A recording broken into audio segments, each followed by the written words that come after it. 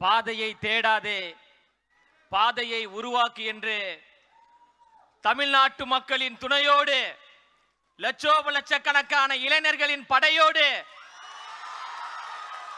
தாய்மார்களின் அன்போடு, கழக தோழர்களின் ஆதரவோடு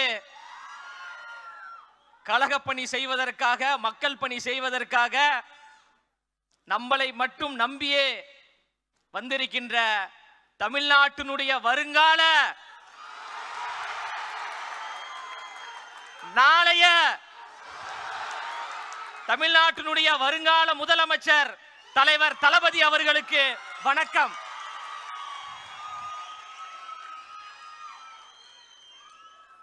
ஏற்றத்தாழ்வுகள் கூடாது, பிரிவினைகள் கூடாது, பாசிசம் கூடாது, பாயாசமும் கூடாது.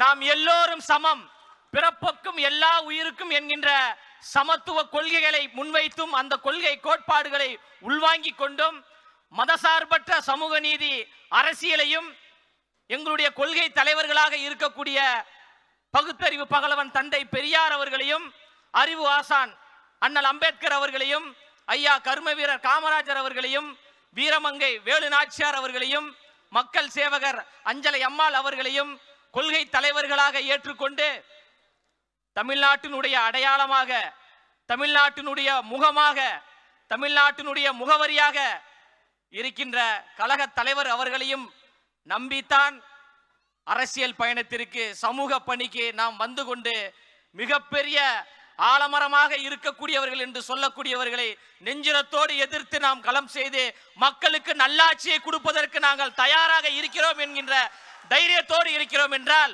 ஒற்றை முகம்தான் தலைவர் என்கின்ற ஒரு ஒற்றை முகத்திற்காகத்தான் நாம் பணி செய்து கொண்டிருக்கின்றோம். தலைவனுடைய முகத்தை பாருங்கப்பா, முதல்ல எங்க தலைவனின் சிரிப்பை பாருங்க. எங்க தலைவனின் முகமும் எங்க தலைவனின் சிரிப்பு தான் எங்களுக்கான ஆயுதம், எங்களுக்கான அடையாளம்.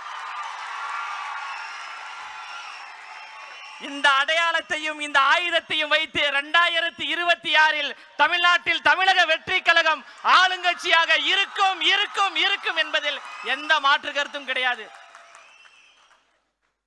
தன் பின்னாடி வந்த லட்சக்கணக்கான ரசிகர்களை ரசிகர்களாக மட்டும் வைத்துக் கொள்ளாமல் சமூக பற்றாளர்களாக நற்பணி மன்றம் மூலமாக மாற்றினார். சமூக பற்றாளராக மாறியவர்களை அப்படியே விட்டுவிடாமல் மக்கள் இயக்கத்தை உருவாக்கி அரசியல் மயப்படுத்தினார். அரசியல் மயப்பட்ட தோழர்களை அப்படியே விட்டுவிடாமல் தமிழக வெற்றி கழகம் என்கின்ற வரலாற்று சிறப்பு மிக்க கட்சியை உருவாக்கி நாம் எல்லோரையும் தலைவர்களாக உருவாக்கி இருக்கிறார்.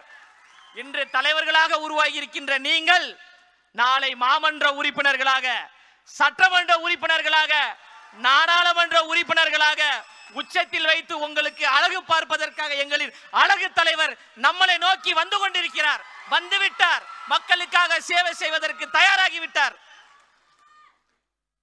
புரட்சியாளர் அண்ணல் அம்பேத்கர் அவர்கள் சொல்வது போன்றுதான், அதிகாரம் மிக வலிமையானது, அதை அடைந்து விட்டால் எல்லாம் எளிமையானது என்று.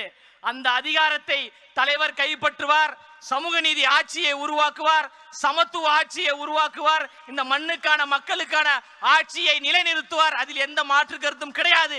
தியாக உணர்வோடு நமக்காக வந்திருக்கின்றார், தமிழ்நாட்டு மக்களுக்காக வந்திருக்கின்றார். நிறைய பேர் சொல்றாங்க இவர்கள் எல்லாம் ரசிகர்கள் கூட்டம், இவர்கள் எல்லாம் நம்ம சாதாரணமாக கையாண்டு விடலாம், சாதாரணமாக அணுகி விடலாம் என்று நினைக்கிறாங்க. அவர்களுக்கு ஒன்றை மட்டும் நான் சொல்லிக் கொள்கிறேன். காற்றாற்று வெள்ளத்தில் கரைந்து போவதற்கு நாங்கள் ஒன்றும் களிமண்கள் கிடையாது. அந்த காற்றாற்று வெள்ளத்தின் திசை வழி போக்கையே மாற்றக்கூடிய கரும் பாறைகள் என்பதை யாரும் மறந்துடாதீங்க. அவர் என்ன சாதாரண தலைவரா? அவர் என்ன சாதாரண தலைவரான தமிழ்நாட்டில் சரித்திரத்தை ஏற்படுத்தக்கூடிய ஒரு தலைவர், வெற்றி வீரராக, மாண்புமிகு தலைவராக, மண்ணின் மைந்தராக, பச்சை தமிழராக, நம் வீட்டில் இருக்கக்கூடிய அண்ணாவாக அண்ணாவாக அண்ணாவாக வருகிறார். எவ்வளவு அடக்குமுறைகள் வந்தாலும், எவ்வளவு ஒடுக்குமுறைகள் வந்தாலும் அதை சந்திப்பதற்கு நாம் எல்லோரும் தயாராக இருக்கிறோம். நம் உயிரை கொடுத்தேனும் தலைவரை அந்த அரியணையில் நாம் அமர்த்துவோம் என்பதில் உறுதியாக இருப்போம். திரும்பவும் சொல்றேன், திரும்ப திரும்ப சொல்றேன், நமக்கான அடையாளம், நமக்கான முகவரி தளபதியினுடைய முகமும் தளபதியினுடைய சிரிப்புமே போதுங்க. தாய்மார்களுடைய ஆதரவு நமக்கு இருக்கு.